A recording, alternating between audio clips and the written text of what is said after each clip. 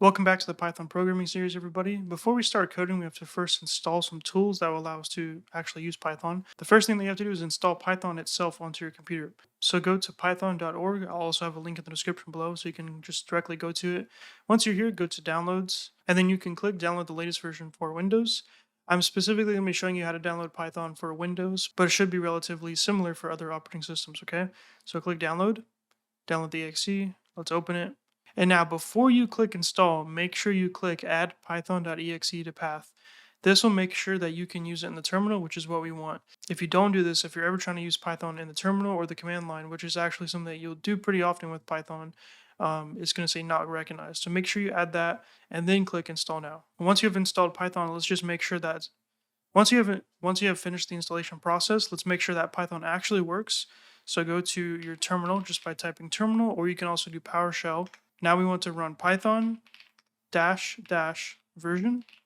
It says Python 3.12. This here is 3.13. That's just the latest version at the time of recording, but I already had Python 3.12 installed on my computer, so that's why it's different. But for whatever you just installed, it should be that version, okay? So that's very good. This means that it was installed correctly and it was added to the path correctly, which means that we can actually use Python on our computer and code in Python as well. Now, you don't want to have to write your Python code in Notepad. That'd be very, very painful.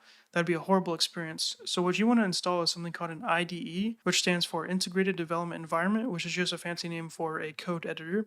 And the most popular one for Python is Visual Studio Code. You may have heard of it.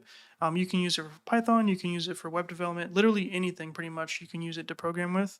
And it's got some really cool features. So I'll put the link for this, but once you are here, click download for Windows, and then just install it like any other program. Great, so once you have Python, you can use Python. Now that we have an IDE, we can actually code in Python with a nice editor.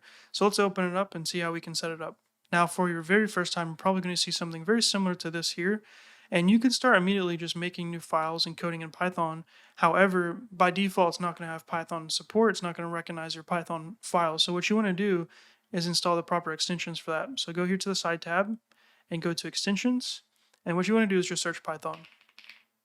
And just go to the one that's called literally just Python. Click that one and then install it. That's all you got to do. That is literally all you need to get started with Python and Visual Studio Code. There's some other extensions here like Python environments for managing environments, but we only really need the Python one. So once you have installed that, close it.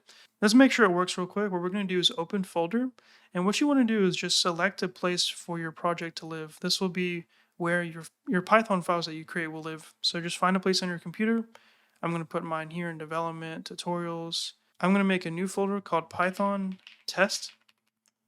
I'm going to go inside of that, click select folder, and now Visual Studio Code has automatically opened this folder, and I can create files inside of here. So we're just going to do a really quick test.py, click that, and automatically Visual Studio Code, because we installed the extension, has recognized this as a Python file. That's why the logo is showing here.